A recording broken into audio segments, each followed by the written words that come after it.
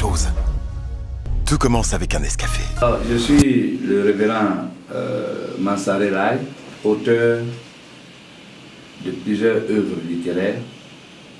Pour aujourd'hui, je voulais vous présenter particulièrement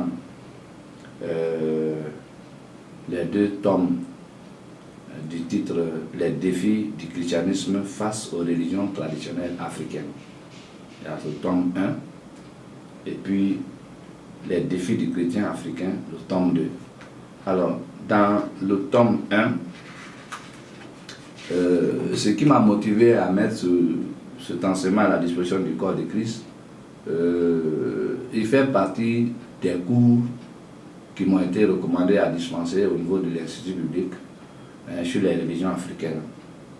Et la préparation de ce cours m'a amené à écrire ce livre pour dire, mais au lieu de ne se contenter seulement que de le dispenser aux pasteurs, alors qu'ils ont les mêmes problèmes que les brebis, donc c'est comme ça que j'ai trouvé mieux qu'il fallait le mettre à la disposition du corps de Christ.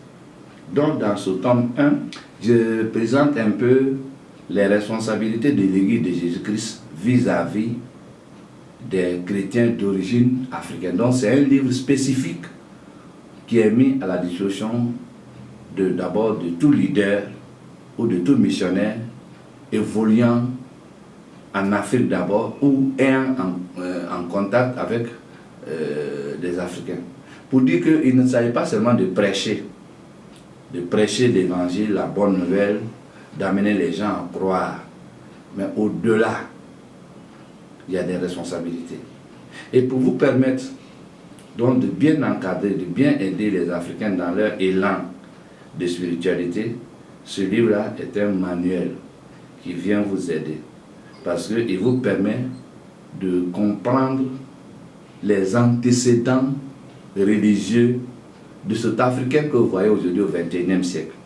Si vous ne savez pas qu'il est un héritier, qui fait partie des nombreux descendants d'Adam, c'est vrai, mais qu'au-delà de ça, il est un héritier, il a un héritage culturel. Il a un héritage culturel.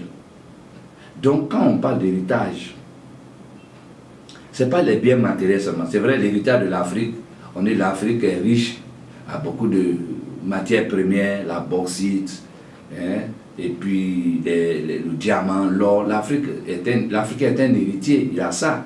Mais d'autres, ils ont des grandes plantations, la terre, ça c'est vrai. Mais au-delà de ça, n'oubliez pas que l'Africain est aussi un héritier. Il a pour héritage aussi les esprits. Il est un héritier des esprits que ses patriarches, les pères fondateurs, depuis la dispersion des peuples autour de Babel, jusqu'à lui, sa naissance aujourd'hui dans le village de Goitafla, ou bien de Warangene, ou bien de je ne sais où tu peux dire, il est un héritier. Chers frères, si vous n'avez pas compris ça, vous ne pouvez pas aider l'Africain. Alors ce livre vous aide à réaliser ce travail. Vous voyez? C'est pourquoi le chapitre 1, j'ai parlé des concepts de religion traditionnelle africaine, c'est-à-dire le concept. Beaucoup d'Africains, beaucoup de missionnaires sont à la recherche des nombreuses causes des problèmes spirituels des Africains. Voilà, et on va d'accusation en accusation. Moi, je remonte un peu en arrière d'abord pour connaître qu'est-ce que le concept là. Est-ce que les Africains, comme les autres peuples de la terre, ont-ils un culte à eux? Oui, je t'informe que les Africains aussi ont leur culte. C'est-à-dire, dans leur élan de recherche du vrai Dieu, alors ils ont créé une multitude de divinités. C'est ça le concept de religion traditionnelle africaine. Quand vous entendez parler par exemple de Komia, c'est un culte. C'est par là qu'ils passent pour chercher Dieu. Si vous entendez parler du Poro, vous parlez de Deima, vous entendez parler des masques Oué, des masques Échassier, Yakuba, les masques Guéré, etc., les masques Gourou. C'est le culte qui est là. Et vous allez un peu partout en Afrique centrale, vous allez entendre parler de leurs masques aussi, des pygmées. Mais c'est ça les Africains. Mais si vous ne connaissez pas, vous ne pouvez pas aider l'Africain à s'affranchir. Voilà. Dans le chapitre 1, on définit, on cherche à a présenté le concept des religions traditionnelles africaines. Et puis le chapitre 2, j'ai fait l'identification des religions. On essaie de vous aider à vous rendre compte que l'Africain, ceux qui sont au bord des cours d'eau, vous allez vous rendre compte que leur culte, leur lieu de culte où ils recherchent Dieu, c'est au bord de ces cours d'eau. C'est là ils vont faire des sacrifices, des offrandes. Ceux qui sont à côté des montagnes, c'est là-bas, etc. Ceux qui sont dans les forêts, c'est les grands arbres là. Si ce n'est pas Iroko, c'est fromager, c'est baobab, etc., etc. Voilà. Et au chapitre 3, je présente les divinités qui sont source d'adoration dans les religions traditionnelles africaines. Au chapitre 4, j'essaie de présenter les fonctions de prêtrise, les notions de prêtre dans les religions traditionnelles africaines. Vous voyez, dans tous les villages africains, vous avez déjà entendu parler de ce qu'on appelle les patriarches, les chefs du village, les chefs de canton, de rois traditionnels. Normalement, là, si l'Afrique devait faire le progrès, chaque village devait être érigé maintenant normalement en une administration légale, c'est-à-dire commune. Voilà, comme chez les autres, chez les Occidentaux, chez les Asiatiques, tous les villages, c'est les communes. Donc il y a un organe légal qui est là, qui s'occupe, mais chez nous ici, on dit non, c'est les patriarches. Les patriarches, quel est leur rôle? Les chefs coutumiers, quel est leur rôle? Ils font la libation, dont le culte est officié par ceux-là. La libation, c'est l'invocation des esprits.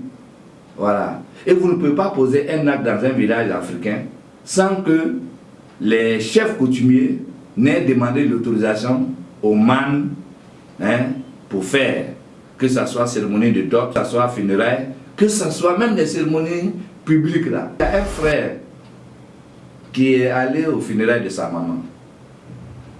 Et les notables, ils ont trouvé 20 000 francs. Ils sont venus voir le frère pour dire, dans notre village ici, nous les chefs du village, les notables du village, quand quelqu'un fait ça, perd son papa, sa maman, voilà ce qu'on fait. Donc voilà 20 000 francs pour t'aider à recevoir les étrangers.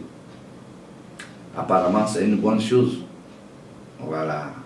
Le frère, il devait donner les 20 000 francs à celui que lui il a désigné pour s'occuper des funérailles. Qu'est-ce qu'il va le faire posséder? Lui, il va prendre de ses poches 10 000 francs pour ajouter à ça, pour donner. Quand il a fini de faire les funérailles, il est rentré. Les temps qui ont suivi, quand il rêve, il se retrouve dans la même scène. C'est-à-dire, il est avec les autres notables du village en train de débattre des questions de mort. Il a commencé à gêner, il gêne, il prie la table. Jusqu'au jour où vraiment ça n'allait plus, il est venu me voir. Quand il a fini de m'expliquer, je lui ai demandé quel acte de funérailles auquel tu as participé. Et il va m'expliquer cette histoire des obsèques de sa maman. Quand il a fini d'expliquer, il dit, mais voilà, tu as adhéré à la confrérie. Tu as adhéré, ton petit geste que tu as fait là, en prenant 10 000 francs, pour ajouter sur leurs 20 000 francs, tu as souscrit à la confrérie. C'est-à-dire que désormais, là, à chaque fois qu'il y a funérailles là-bas, tu devais envoyer ta part. C'est ça. Et il était malheureux. Et c'est ça, la compromission. Mais puisqu'il ne connaît pas. Donc, c'est ce que j'appelle les fonctions de prêtrise. Et au chapitre 5, je présente les conceptions dans les religions traditionnelles africaines. Le mot, ça veut dire la cosmogonie. C'est un mot grec, cosmo, qui veut dire cosmos, c'est-à-dire l'univers. Alors, l'Africain que vous voyez aujourd'hui agir comme ça, là, ça veut dire quoi? Il a un arrière-plan mental. Ça on appelle la cosmogonie. Comment il pense? Ce que l'Africain d'aujourd'hui pense là, ça ne vient pas d'ailleurs. C'est ce qu'il a reçu. Ça est dans son sang. C'est un héritage qui lui a été transmis. C'est ça que j'appelle ici la conception. Il y a des phénomènes. Vous prenez par exemple la notion de Dieu. L'Africain pense, demandez à l'Africain qu'est-ce qu'il pense de Dieu. Son comportement aujourd'hui que vous voyez dans l'église là est en rapport à la pensée qui se fait de Dieu. Donc pour l'Africain, Dieu est comme très éloigné de lui. Mais qui est tout près de lui, c'est ces divinités qui sont autour là. Vous voyez? Donc il a une pensée, c'est ce qui fait, on dit qu'il a une foi utilitaire. Il croit par utilité. Il ne croit pas en Dieu parce que Dieu existe, mais il croit en Dieu parce qu'il a un besoin immédiat. Et une fois que son problème immédiat est réglé, sa foi disparaît, s'évanouit. Il attend encore un autre problème pour avoir la foi. Et aujourd'hui, vous voyez, c'est ce que certains leaders exploitent en multipliant les programmes. Si vous ne connaissez pas la mentalité de l'Africain, vous allez aider l'Africain à rester dans sa mentalité traditionnelle. Parce que le culte primitif dans lequel il a grandi, il est né, c'est un culte qui crée la sensation, les émotions. Donc s'il vient à l'église, que vous l'amenez sur ce terrain, vous n'êtes pas en train de l'aider à sortir. Au contraire, vous le maintenez. C'est ça que j'appelle la mentalité de l'Africain. Vous voyez, regardez par exemple la pensée qu'il a du bonheur. Peu importe ce qu'il a fait, c'est-à-dire qu'il peut, par exemple, détourner la femme de son frère, mais il ne voit pas ça comme un péché. Hein. Mais lui, son but, c'est qu'il a réussi à la détourner et à la prendre. Donc, c'est un bonheur pour lui. Voilà. Donc, il ne croit pas qu'il a mal fait. Donc, c'est la mentalité. Donc, il se fait... C'est pourquoi, par exemple, le malheur pour lui, c'est-à-dire tout échec est un malheur pour lui. Mais il ne connaît pas la notion de l'épreuve. Voilà. Il ne connaît pas la notion de l'épreuve. C'est-à-dire l'épreuve, ça veut dire que l'épreuve, ça te fait attendre. Par l'épreuve, la nature, bien Dieu dit à l'homme, attends d'abord.